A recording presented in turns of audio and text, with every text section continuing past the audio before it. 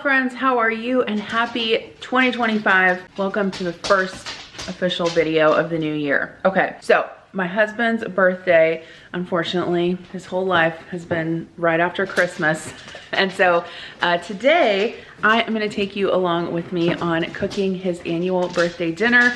I always give him a choice if he wants to go out or stay home. And he said that he would like to stay home and have a meal. So he's requesting cider beef and mashed potatoes, which is something that I typically make in the fall and winter because that's when the good apple cider is available around here. He also wants bacon wrapped asparagus and chocolate cake. So we need to run to the store just to grab a few things. I have most of my ingredients, but I do need to get some apple cider, beef consomme, asparagus, eggs, some unsweetened chocolate for the cake, and the frosting as well. I'm gonna make a homemade, let's see what this cake is called. Sour cream fudge cake. It sounds really good. And this is out of Baking by Flavor. This is an older cookbook, so if I can find it online, I'll link it down below. But it's kind of unique in that it basically has a bunch of different dessert recipes, all grouped by flavor. So it has chocolate recipes, vanilla recipes, pumpkin recipes, lemon recipes. It's kind of a cool cookbook. And then the recipe I use for cider beef is from Rachel Ray. I've been using it for many years. I do modify it a little bit, so I'll tell you about that. And yeah, let's go to the store.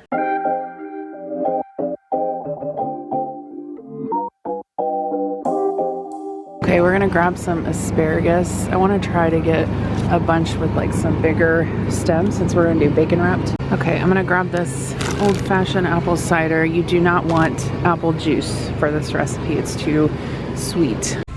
Need some powdered sugar. Need 2 packages of unsweetened baking chocolate. Gotta get a can of the beef. This is the Campbell's beef consomme.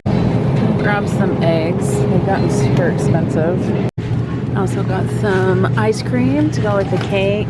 Got a couple of bottles of wine, and that's it. We're gonna go check out. Okay, so let's do a quick grocery haul of everything that I got at Hy-Vee.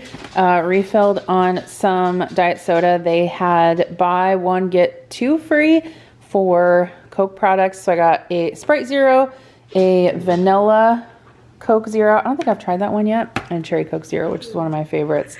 And then I got some of this Bloom Sparkling Energy. I actually tried this the other day. What? Are you starved for attention? I was like, why are you talking to a camera when you could be cuddling me? Anyway, I tried this Bloom Sparkling Energy the other day and I really liked it. They had 3 for $5. Which I thought was a pretty good price for energy drinks. We've been drinking the Celsius and the Accelerator. So I'm gonna have to see if maybe I can get these on Amazon and just do like an auto ship. I got the cherry lime, which I haven't tried yet, but Adam tried it. He said it was good. Raspberry lemon. I have not tried that one either. The orange is good and the peach is good. I had those earlier this week. Cherry lime. Oh, I got 2 cherry limes because I wanted to try one too. And then strawberry watermelon. Adam said that one was good as well. I got some apples, oranges, and bananas. I've been making this super simple fruit salad that Connor said is his absolute favorite. It's just cut up apples, oranges, and bananas, which I feel like is what my mom made a lot when we were little. I don't know that we ever had strawberries in our house. Growing up, I got some Driscoll's strawberries. These actually look pretty good for the time of year. I don't know if you guys have tried these yet, the Lenny and Larry's protein pretzels. I got 1 bougie mustard and 1 pizza palooza to try. I don't know, I guess per bag. They have 20 grams of protein, which is pretty good. Hopefully they don't taste like super proteiny, if you know what I mean. I got some candles for Adam's birthday cake, some string cheese. Connor has been liking to have this for snacks and in his lunchbox. Some eggs. Like I said, eggs are going up in price. In fact, I was just filming a budget video the other day, and of all the recipe ideas or meal ideas I came up with, I did not include eggs in any of them because at Walmart they're almost $5 a dozen, which is crazy. I got some tomatoes. I would just like to keep these on hand for sandwiches, BLTs, salads, whatever we need them for. I already said bananas. Baker's Joy. So I needed a refill of this for the cake that I'm going to make today. This is nonstick spray, but it has flour in it, so it's great for baking with. Some white cheddar Cheez-Its. Those are Kira's favorite. Apple cider for the cider beef consomme, some asparagus, unsweetened chocolate for the cake, chili powder just because I was out in my spice cabinet.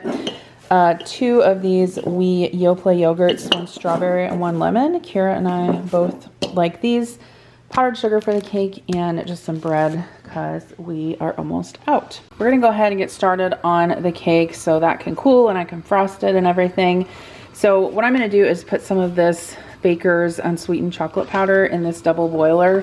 It's technically not a double boiler, it's just a glass bowl over a simmering pan of water, and then we're gonna melt the chocolate so it can cool a little bit. So our water is simmering. I had it on high at first, but then turned it down to like medium, low after it started boiling, just so it's at a simmer. And then you just kind of want to stir this. It's almost all the way melted.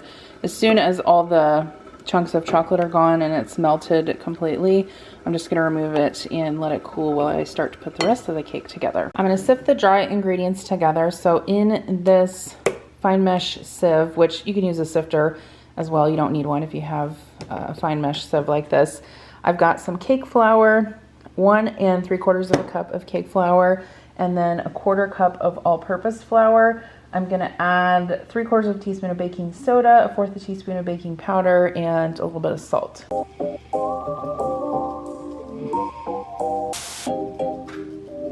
So I've got 2 sticks of butter here in my stand mixer. We're gonna go ahead and cream those together. So the butter is creamed. I'm gonna add 1 3/4 cup of white sugar in about 3 different batches, and then beat it until it's fluffy between each step. So we're gonna go ahead and add the eggs. 4 large eggs. I'm gonna add 1 at a time, and then after each one, beat for 30 seconds. And then I've also been scraping down the sides of the bowl as well. We're gonna add 2 teaspoons of vanilla extract. And then with the mixer running on low, I'm just gonna pour in that unsweetened melted chocolate.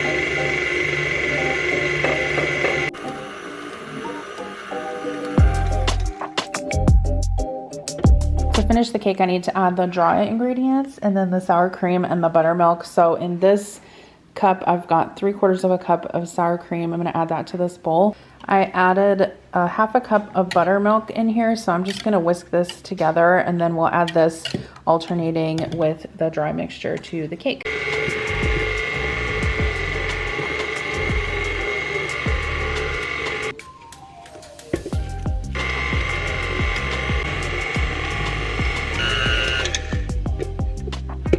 This is probably the fluffiest chocolate cake batter I've ever made.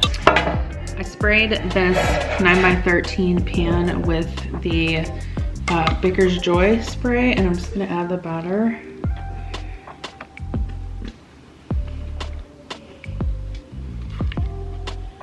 Okay, and then I'm gonna spread this out in an even layer. It smells so good and chocolatey. I'm not even a huge fan of cake, I'm gonna be honest, but I'm looking forward to eating a slice of this. All right, so here's our cake. We're gonna put this in a 350-degree oven for 40 minutes.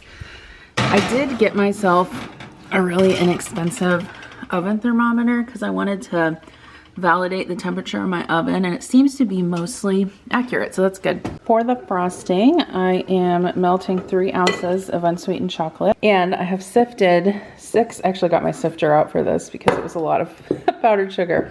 I sifted 6 3/4 cups of powdered sugar into this mixer bowl. Okay, so I've got my melted chocolate here. This, again, is for the frosting, and then I've got some melted and cooled butter and some vanilla in this saucepan. So it says to whisk these together and combine very well.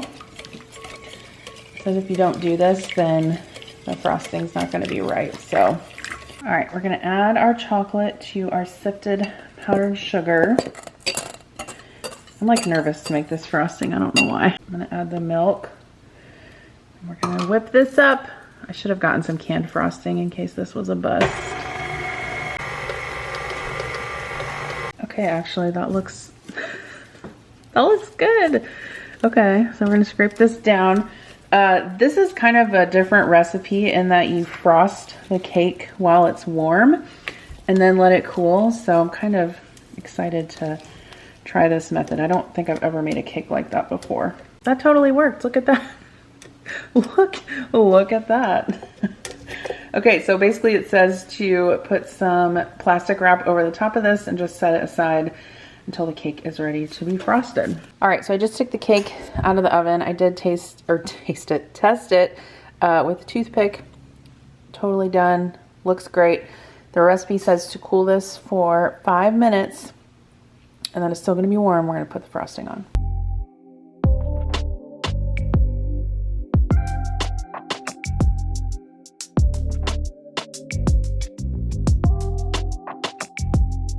Alrighty, here's how our cake turned out. Now we just have to let it cool, which it'll be several hours before we do dessert anyway, so should be fine. It's still a little bit warm. I have a good feeling. We'll see. All right, so I took some stew beef out of the freezer and thawed it out. I am just drying it off on some paper towels just because the way that we get it from our butcher, it doesn't have one of those absorbent packs in it, so I just like to make sure it's dry before I season and saute it. Now that this is dry, I can go ahead and season it. I'm going to season this one side, mix it up, and then season a little bit more.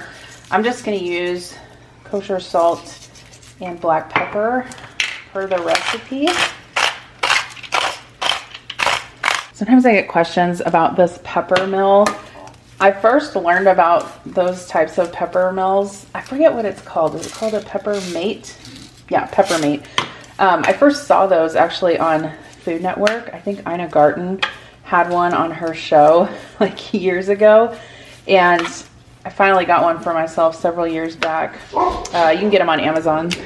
So the thing I really like about it is that you can obviously grind pepper over your food, but then you can also use this little catch basin or whatever container down here, and then you can grind that pepper into there so you can measure. So that's why I think it's super functional and I love it. I've had it for years. So I'm gonna set this beef aside. All right, we're gonna get started on the beef. So I've got a Dutch oven.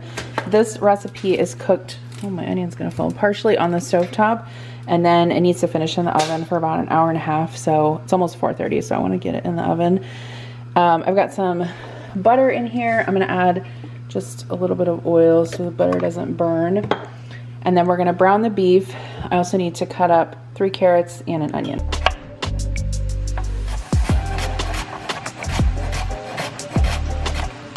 like a real day at work.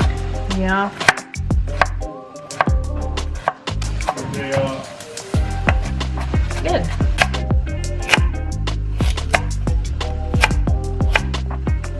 Okay, so I've been sauteing this beef for about 5 minutes. All right, so we added the onions and the carrots. I'm gonna add some flour, about 6 tablespoons. I'm not measuring, I might add a little bit more. Stir this around. This is what's gonna help thicken the gravy. We're gonna add this 1 can of beef consomme. I'm also gonna add probably a can of water just because I used quite a bit of beef and I wanna make sure we have enough gravy. And then I'm adding 1.5 cups of apple cider. All we have to do is bring this to a boil and then we'll stick it in a 375 oven for an hour and a half.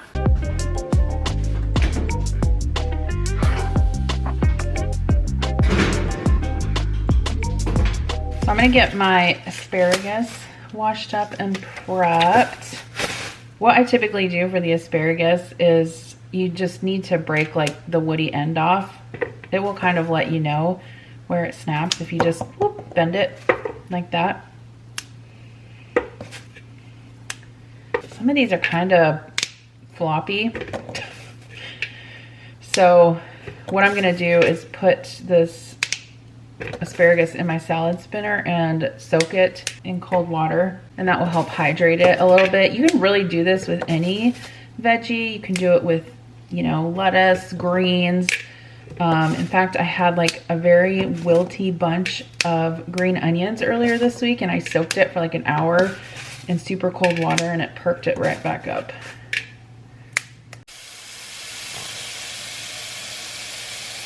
So I drained my asparagus and put it on this baking sheet with just a little bit of oil and some pepper. I just put a tiny bit of salt because obviously bacon is salty. So basically what you're supposed to do is take little bundles of of asparagus. By the way, I've never made this before, so we're gonna see how it turns out. And then wrap the bacon around it and then bake it in a 400-degree oven. So I'm just gonna put these together. I've seen ones too where they do like just single, you know, asparagus stalks, but these are rather thin, so I don't know that that's gonna necessarily work out. Plus it's very fussy for me. So we're just gonna do little bundles and see how it works out. Okay, so we ended up with 8 bundles. That's perfect. So I'm gonna wait about 10 minutes and then put this in the oven. I think it takes about 25 minutes to bake. I have 4 big russet potatoes here. I think these are for mashed potatoes, by the way, if I did not mention that this cider beef goes with mashed potatoes.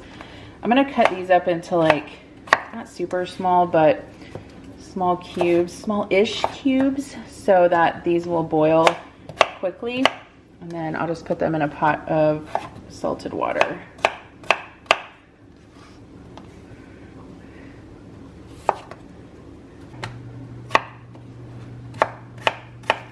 Okay, so our potatoes are almost done. One thing I like to do for the butter when I'm making mashed potatoes, if I have the oven on, is there's heat that comes out of here, right? It's like a vent when you have your oven on. I will put the butter in a measuring cup and just sit it here. It's a little bit hot. And then I just sit it there so that the butter is mostly melted when I add it to the mashed potatoes.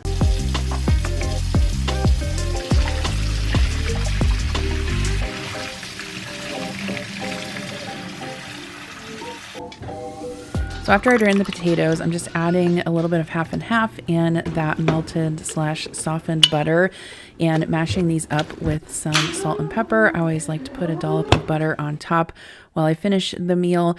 And here's how that cider beef looked when I took it out of the oven. So good. You just want to kind of taste the gravy at this point and adjust it if you need to. Mine didn't need any adjusting. And then make sure the beef is tender as well. Here is that asparagus. I did pop that under the broiler for a few minutes at the end just to get it nice and crispy, but I'm just serving this up on a plate. Sometimes I do like to serve this meal in bowls because there is so much gravy, but since we were having the asparagus on the side, I just decided to serve it up on a plate. This was a delicious meal and Adam really enjoyed it. If you guys haven't tried this cider beef recipe, I know I've shared it so many times, but I will leave it linked along with the asparagus recipe I used in the description box below. Highly, highly recommend both of these recipes. They're so good. That's frosting. Did you make a wish? Too much pressure. You don't have to tell us. Yay! For you. Hey guys. We don't say hey guys. What do we say? Hey. Hey, Jenners. We say hi friends. Friends? Yeah. Friends? You actually say that? Yeah. You don't say guys? Mm-mm. Because you're not all guys. Y'all. I say y'all. Y'all means you all. I say guys all the time. Well, that's because you work with guys. A chocolate brownie cake. Does it taste Tell like, the YouTube it's good. does it taste like a brownie? What's the difference? No, it tastes like delicious chocolate cake. Yeah, it tastes like German chocolate cake. I was nervous because cake, because sometimes when I've made cakes from scratch before, they don't turn out as well as a boxed cake. Well, the boxed cake is kind of like fail-proof, you know? Yeah. That's good. Yeah, it's really good. Good job, Jennifer. I feel a lot of frosting. Did you get a lot of frosting on yours? Yes. That's good. I do feel like I could have baked the cake a little bit less, but it's still good. You talking to YouTube or us? Anybody. I think it's excellent. I was The frosting. Comparison Comparison is is the thief of joy. a thief of joy. If y'all haven't checked out my copycat Chipotle video yet, you can tap the screen right here. It is super awesome for meal prep, especially for the new year.